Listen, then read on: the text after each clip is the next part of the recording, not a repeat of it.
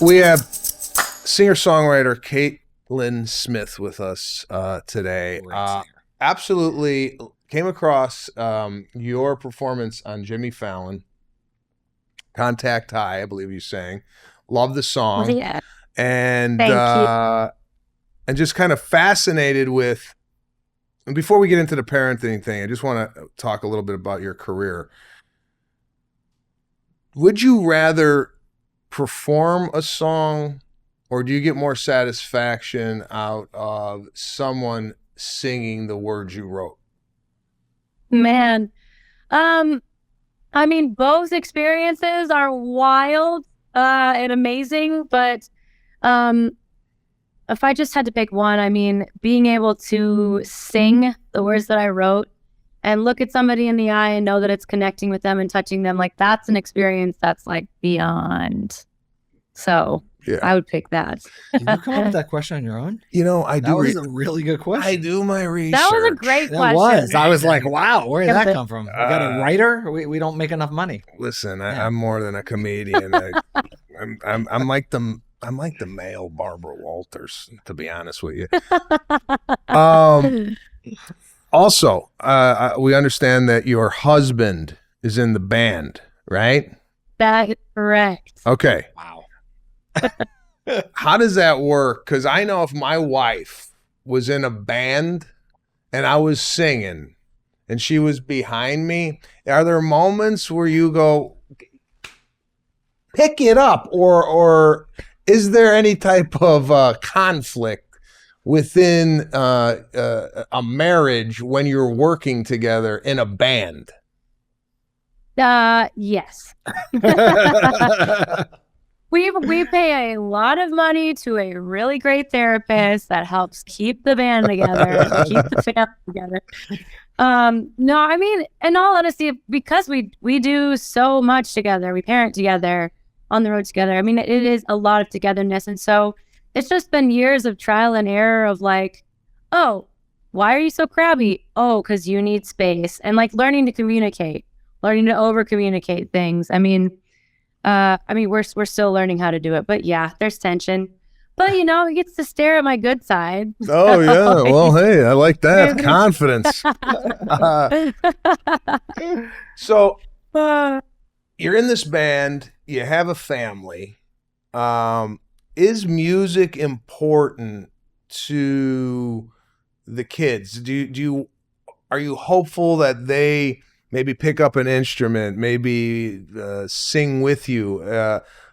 Is there music always playing in the house? How I didn't really grow up with a musical family, so I'm ignorant to the fact of like how musicians kind of maybe open their kids' eyes to music. Yeah, totally. I mean, I grew up. My mom worked at a school, and my dad was a police officer, so really far from music, but they love music. So I grew up with it always on. And then at our house, you know, our kids are constantly like, we'll be rehearsing, we'll be cutting demos like in our office, and they'll be listening, you know, or writing songs. And so they're constantly listening to me and my husband creating, and they love it. They love music. And you know, we kind of leave our music room and instruments open for them. They know they've got to be gentle, but like whenever they want to try something, like, cool, go for it. And so, you know, they love and are drawn to like all the Disney music, which is always like, hey, Alexa, play all of the Disney music. Yes. And so how I really wish we could be listening to like Beatles and Paul Simon all the time. We're not. We're listening to, you know, the Bruno song like 4,000 times and Baby Shark. But they love music, and we just want to cultivate that, but not push it. But I think they're probably doomed for at least some taste of music in their future, whether they're in a band together or not. I don't know. But that's great that they love it, because like in our house, we're both doctors, and my girls like want nothing to do with medicine, science. They're like, oh no, get away from that. And you realize this question came from Sebastian because you know what his dream is, right? His dream is to walk up to a piano, sit down, play some Beethoven concerto, and people just crowd around and give him accolades. This is his dream. So you're living his dream. That's amazing. Yeah. I just believe that music, if you're playing an instrument, and I wish I kept with piano. I only took piano for a year and a half, and my mother was, stay with it. You're gonna regret it when you grow older and you don't know how to play. And now as a parent, seeing my kids play the piano, I have the same. Stick with it. It's gonna Totally. So did you have did you just fall in love with music right from the get-go, or was your parents telling you stick with it, or is this something that came very natural to you? I mean, it was something that I loved instantly. And so my mom would sit down and play show tunes and country songs on the piano, and we would sing together for fun, or my dad would pick up his guitar and he would play, and we'd jam on Eagles songs. And so my parents loved it, and so I loved it. And I know piano lessons can be such a drag because you're learning music that you don't care about. But I think I was blessed with having good piano teachers that saw that and then was able to be like, okay, learn this song, but then also make up a song this week and give me some freedom to want to keep going. And so I definitely, wanted to keep going. But piano lessons can totally suck if you've got a teacher that's not nice. It makes you hate it. Well, that's what I was going to ask you. Was there a time where you were just wanted to quit, but your parents realized you were so talented and wanted to continue? Because I know my girls play the violin and viola and they are very talented in it, but they'd rather be out with their friends and doing other things. Right. And I was told as a parent, I'm allowed to force them to do one thing, supposedly, without harming them psychologically. Oh, yeah. So we really push them to continue because it is something that we know they're very good at. And when they eventually do it, they do enjoy it, but they give us a lot of slack. Was there ever that point for you? Or it was just good all the time? I mean, I think my parents weren't so pushy. It wasn't good all the time. My parents weren't so pushy. I think they just let natural consequences happen. So if I didn't practice, I have a very vivid memory of I had a gig as a 9-year-old and I was supposed to learn this Christmas song and I didn't practice. And my parents they kind of reminded me, but weren't intense about it. But it got to the day where I was supposed to sing my song and I didn't know it at all. And it was basically, I flopped. This is really good. As a 9-year-old. And it was I remember that feeling of ooh, wow, okay. And the silent card ride home. And so that natural consequence at a young age was okay, and my dad just kindly was if you want to do it, then do it. But if you don't, he was kind of I don't want to see that again. I mean, I think that's fabulous. Not in a kind way of that sucks worse for you, but it was really hard to watch. Right. But it's a good life lesson. If you don't practice and you show up to your recital, you're not going to do a great job. I don't know.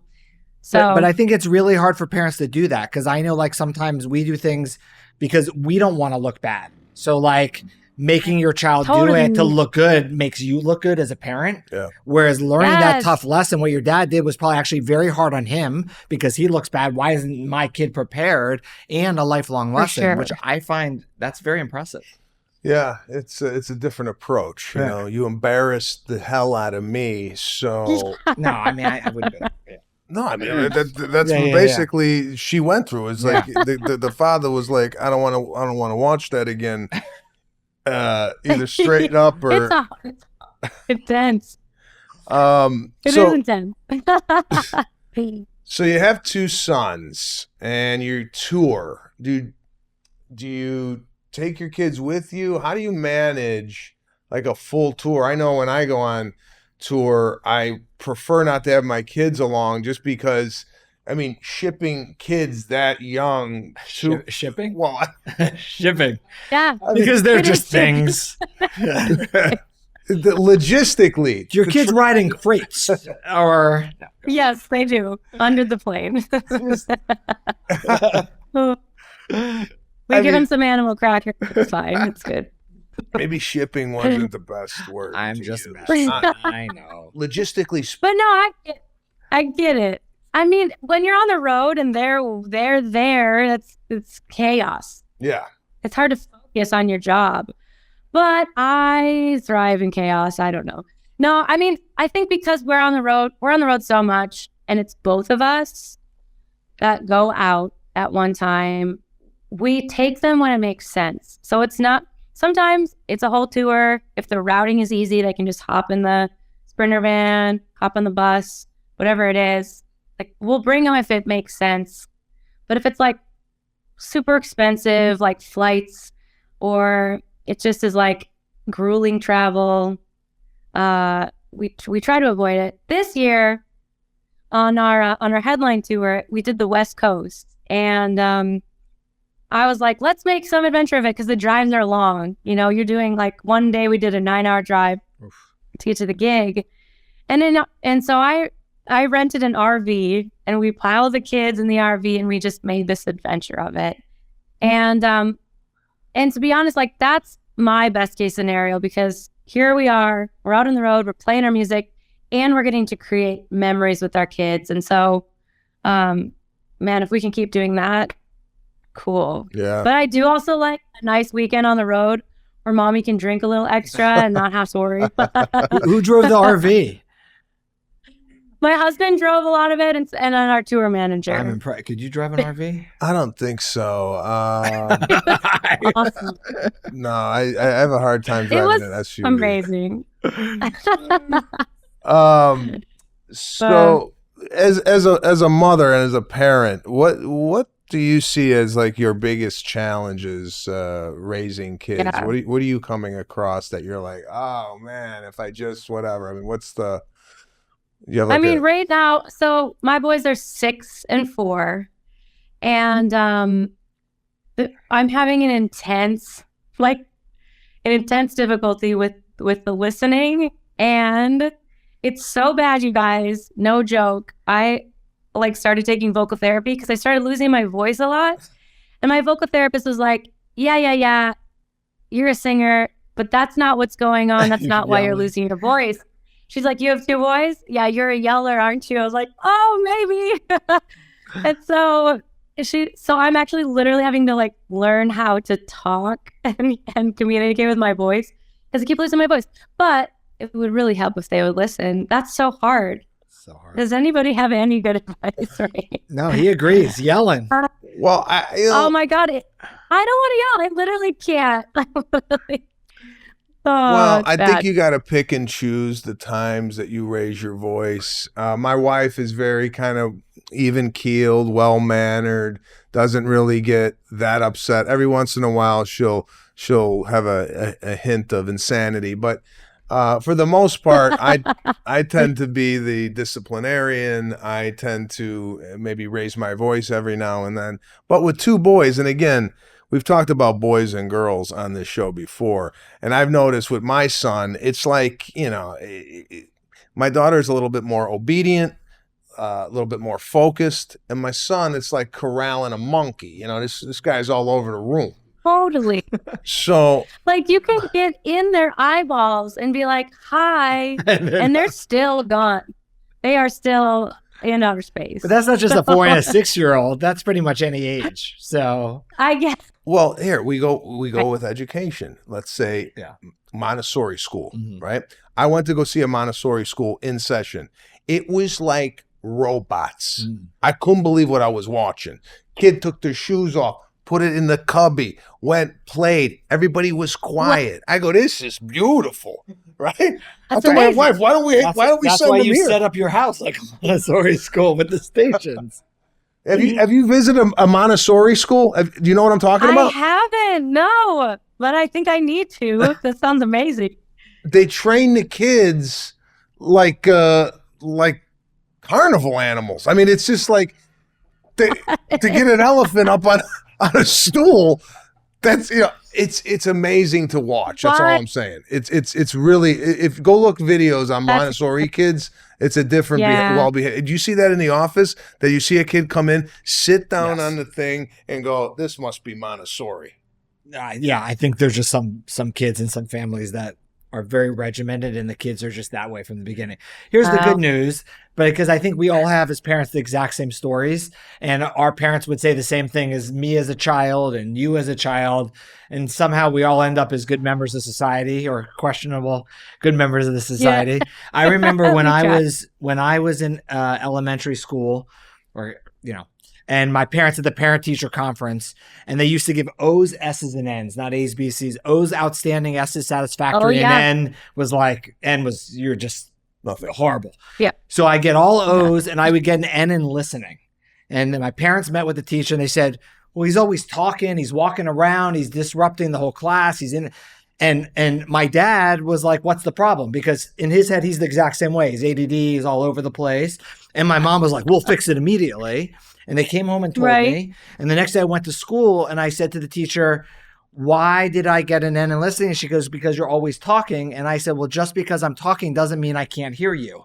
And I got in the most trouble I ever got in my life from the teacher and the parents. And that was the end of that. And look at now, doctor. Right. And then somehow, you end up as a doctor. So amazing. Are you, I mean, as a comedian, I'm getting my material from life. I'm not really sitting down in a room coming up with jokes. I'm just extracting it from life. As a musician, are you the type that just whatever, has a breakup, or your kids are being born? Do you write about life experiences, or what's the process? Absolutely. I mean, as a songwriter, like, my antennas are always up, and so I'll draw, like, my best songs are like things that I've really felt and I can get really honest about. But ideas can come from anything, and so eavesdropping in a restaurant to just hearing a friend tell their story to books and movies, anything can be just song material, right? And so it's always constantly like searching for that next title. I've got like a list in my phone of like titles or ideas, lyrics. I just kind of like keep running, but I can't turn it off. Do you know You're probably the same way, like always like what? Oh next? Yeah, I'm looking around right now picking up material. Yeah, because we asked this of like a comedian and her jokes. Like, do you know when you write something or sing something for the first time that it's gold? Like that's going to be the one? I feel like it's happened sometimes in life, but I write so many songs. Yeah. And so it's just like, but every once in a while it'll be that magical day where I'm like, wow, I know that I was really honest and I showed up today and like this feels special. I feel like some people are like, whoa, I think I wrote a hit, but I don't know. You can never really guess. I don't know what's really going to hit other people. I just know if it means a lot to me, it's a thumbs up. Well, the songs that mean a lot to you, do you have a song in your catalog when you sing it, it's emotional, where it brings you to tears? Yeah. Do you have a song like that? Have you cried singing before? Absolutely. He's trying to get somebody to cry on the show. No, he's just trying to. Yeah, you are Barbara Walters. Okay. He said today I'm going to make somebody cry. No. Oprah on the next Oprah. The reason I asked. On the next Oprah. Because, okay, from a performer standpoint, when I tell a joke, you got to tell it like you're telling it for the first time each night, right? So when you sing a song, you got to make it sound like the first time you're singing it. My question is, if there's a song that makes you cry, do you cry every time you sing it? And if you don't, are you wondering why you're not crying singing the song you normally cry at? I mean, you don't get these questions. Have you ever had these guys? You're going to write a diorama for that question. Wow, I'm trying to wrap my head around that. Okay, so, to respond to the thing where you just try and say it fresh every time, right? Like it's the first time you're saying that joke. Like that's when I feel like I'm doing my job, is when I'm performing these songs and I'm locked into the lyric and I'm really delivering. Like, here it is, people. There are some songs that make me cry, but it's like they don't always make me cry. I don't sit here going, well, that made me cry last week. Like, why am I not crying? It's like I'm not always in it. I think it just the crying will randomly hit me. And sometimes it's because I'm locked into the lyric and the story and the truth of it. And I'm delivering that. And that's like, wow, that really happened. That's crazy. And you're locked into that emotion.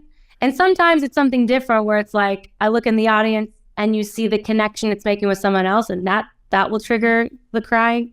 But no, I'm not sitting there assessing like, why am I not crying? Okay. Wow, I didn't really. Fair enough. Waterworks there.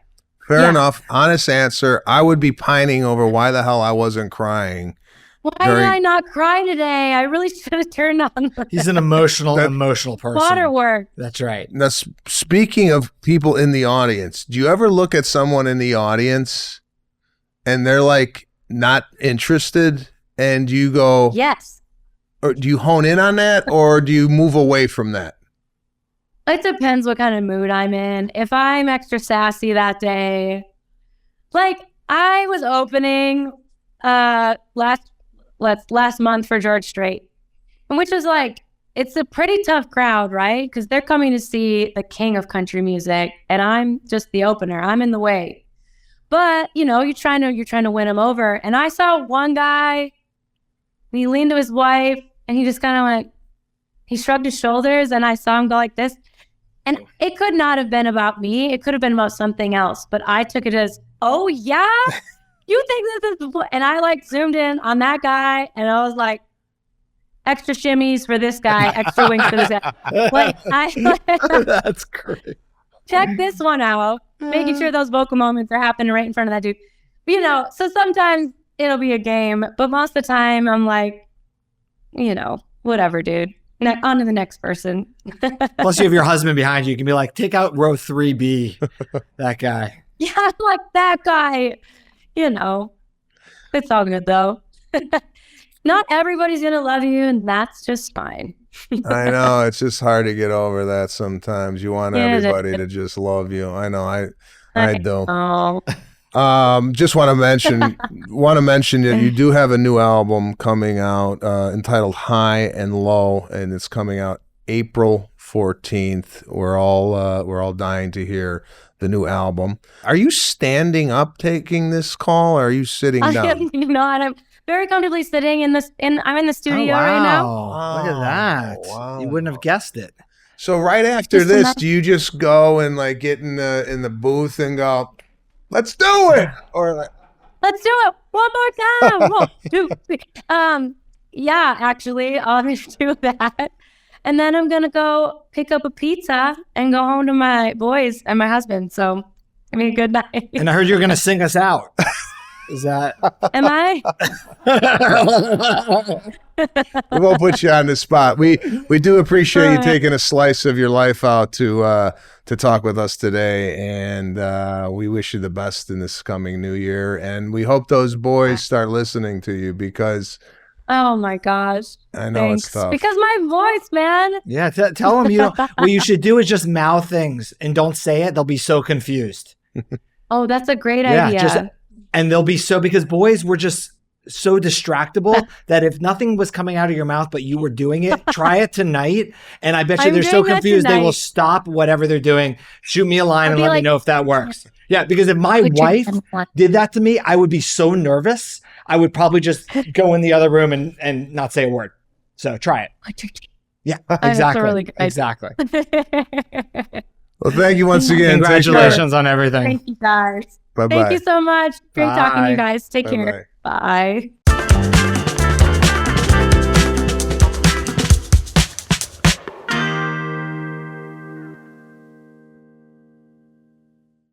The opinions expressed in this program are not intended as professional medical advice, as a diagnosis, as a treatment protocol, or as a substitute for professional medical advice from your physician. Please consider your own medical history and consult with your own physician for your specific healthcare and/or medical needs and about your concerns for yourself and your family.